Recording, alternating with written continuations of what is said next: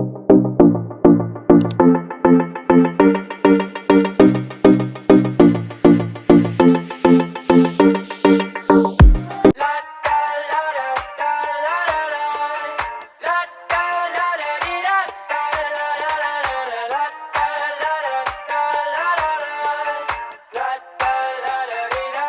got my head out the sunroof, I'm blasting our favorite tunes. I only got one thing on my mind. You got me stuck on the thought of you. You're making me feel brand new. You're more than a sunshine in my eyes. You got those pretty eyes in your head, you know it. You got me dancing in my bed, so let me show it. You are exactly what I want, kinda cool and kinda not. Wanna give myself to you. Yeah, we're driving down the freeway at night. I only got one thing in the back of my mind. I'm feeling like this might be my time to shine with you, with you, with you. I got my head out the sunroof, I'm blasting our favorite tunes. I only got one thing on my mind. You got me stuck on the thought of you. You're making me feel brand new. You're more than a sunshine in my eyes.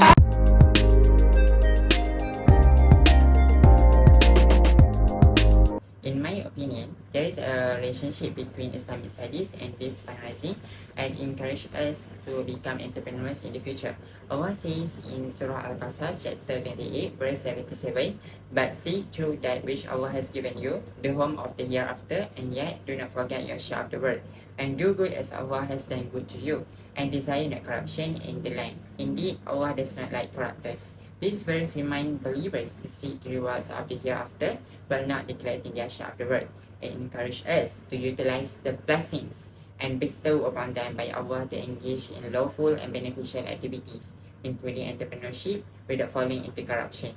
As for me, I think this assignment is related to Islamic study because as we know, in Islam, we are encouraged to do entrepreneurship.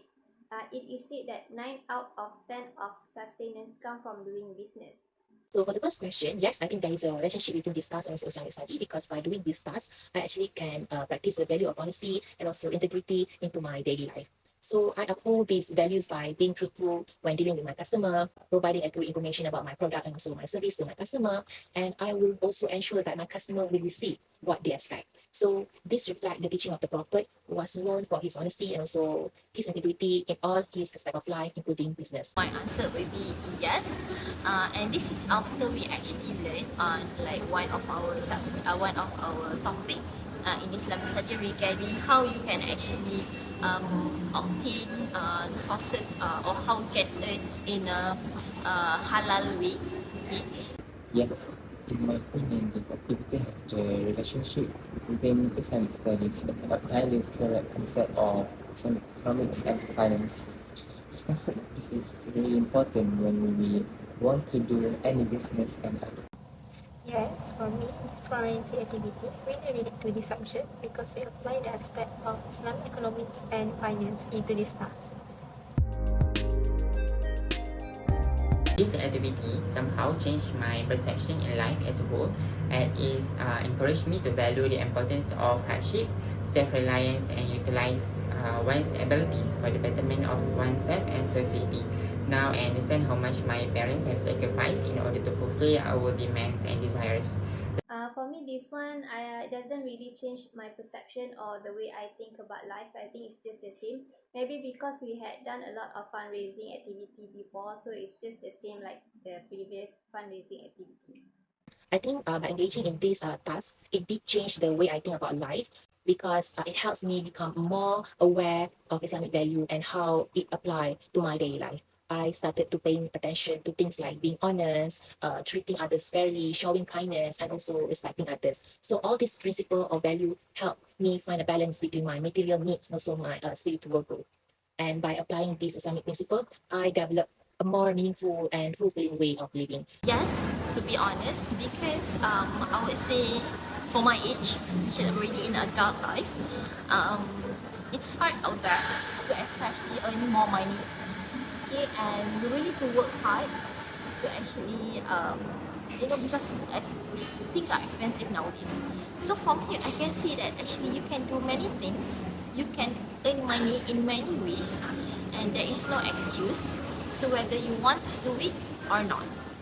This activity also changed my perception and way of thinking about life. I have experienced this when I approached some of the people to promote the product that my team sell. I feel hard sometimes to approach them, and this shows that it is a challenging thing to approach someone when facing work life in the future. I can see that engaging in these activities can have a profound impact on me, where I can foster a sense of community, empathy, and a greater understanding of charitable efforts. I can find personal fulfillment and a deeper connection to my values and purpose through these activities. The soft skills that I learned through the assignment is to enhance my communication skill. For example, when my friend and I set our party, we develop various types of communication to attract our customers. For verbal communication, we ask several groups or person at the hub whether they want to buy our kibati. For non-verbal, we try to blast our poster through social media and WhatsApp status. This type of conveying messages in turn will enable us to engage with more customers. And I think the most important soft skills that I developed is teamwork skills, because to achieve this 250 ringgit cannot be done alone. So we need all the group members to play their roles and responsibilities to achieve this target. As that we also develop our communication skill when we are dealing with our customers. So we need to like sharpen our communication skill to persuade them to buy our products, to take our service. On top of that, we also develop our business skills. There are many skills that can be developed while doing business, such as at the starting of the business. We need to know our target customer, and then we need to know about the pricing of the product, like the cost and how many percent that we want to mark up to get a good profit. And in this assignment also, I developed my selling skills, like how do I persuade customers to buy my product and convince them that this product is good and worth the price. I learned how to deal with challenges. Actually, I learned how to solve problems because the problem solving skills that I learned from this class enable me to address customer complaint or issues effectively. I learned to adapt and to be resilient in facing an unexpected situation during conducting the event. And I also learned how to manage my time effectively because by planning and also prioritizing tasks, I can actually complete my tasks without feeling stressed or burdened.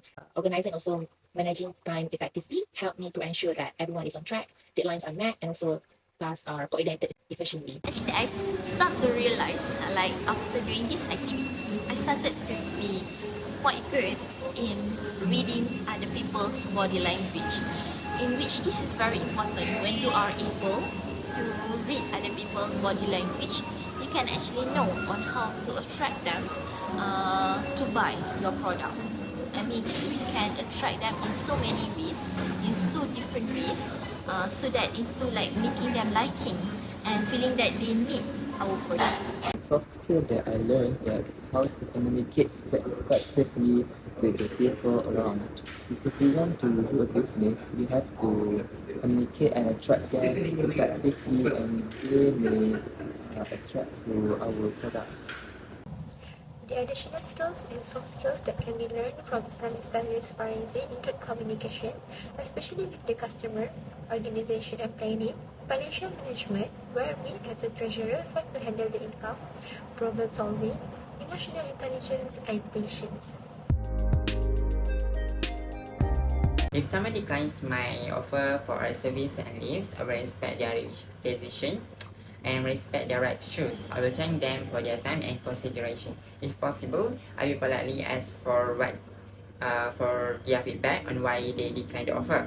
This feedback can help me to understand their perspective, identify areas for improvement, or address any misconception about my services of the part-time and budget products. For me, this one I don't really mind, and I don't take any hard feeling, because for me there must be a reason why they don't want to buy the product. Maybe I will like just continue the conversation, and maybe if they really want it, they will buy from me next time. If someone decline my offer, I will respond politely and understand their decision, because I actually should accept their choice gracefully and avoid pressuring them. And I will ask for their feedback, as learning from their input can actually help me improve more. So being rejected by others, I would say is quite normal because I've been in customer service before. However, being rejected in here, especially you have an assignment and within a very limited time, I would say it's a different experience for me to get rejected. However, when I get rejected, I actually learn a new things in which we know why they reject. Maybe because there's something like in our product, so it makes us feel like we want to do better. So maybe the other things such as maybe our appearance of the product, we can actually modify it and make it become better so that it will attract more customers, so will be reducing rejection. For me, I just take it as a positive things because this is the challenge when we are doing the business. And we may improve our skills, how to attract the people to buy or to use our service. If someone declines the offer, I respect their decision and show understanding. It is not appropriate to pressure or insist on them accepting the offer. I just remain polite and thank them for considering the offer. These activities should be conducted with good manners and ethics, which include respecting the choices and decisions of others. I will apply my sign with showing some gratitude and appreciation. When someone contributes to our fundraising efforts, I will acknowledge their support and express genuine gratitude. This can be done through personalized thank you messages, recognition in social media, or even small gestures like handshake. I believe demonstrating gratitude fosters a sign of connection and encourage continued support from MSREs. Actually, after going through this activity, I understand more about the challenges of doing fundraising. So it is quite hard to do a fundraising because it needs all the, like, you need to put the hard work to find good products and then to find times to go and sell it. So after this assignment, I feel like more inclined to help people who are doing fundraising activity. Besides, most of the fundraising activity are done for a good cause, so I think it's good that we can help them. So Islam actually defined by excellence or perfection. It is a concept that Islam encourages believers to practice act of kindness, sincerity, and also doing good to others. So actually, when engaging with people during fundraising, it is essential to have pure intention, focus on benefiting others, and seeking the pleasure of Allah. So by practicing the principle of Islam during fundraising, I am not only aligned with Islamic teaching, but I also able to create an atmosphere of sincerity, compassion, transparency, along with the Islamic teaching. How do I apply? Is I would say by the term sedekah. Certain things, if I have an extra, I would say I'll just buy it for them and give it for them to actually try. And as for another one, like let's say they lack of maybe few more ringgits to actually buy our product, we will say never mind. We accept. We can actually top up with our own money just for a bit, so that everyone can actually taste and everyone can actually taste our product.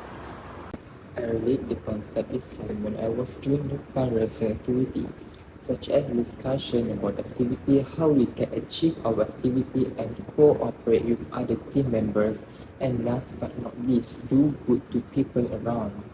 I apply Ihsan in these activities by treating people with kindness, respect, and sincerity.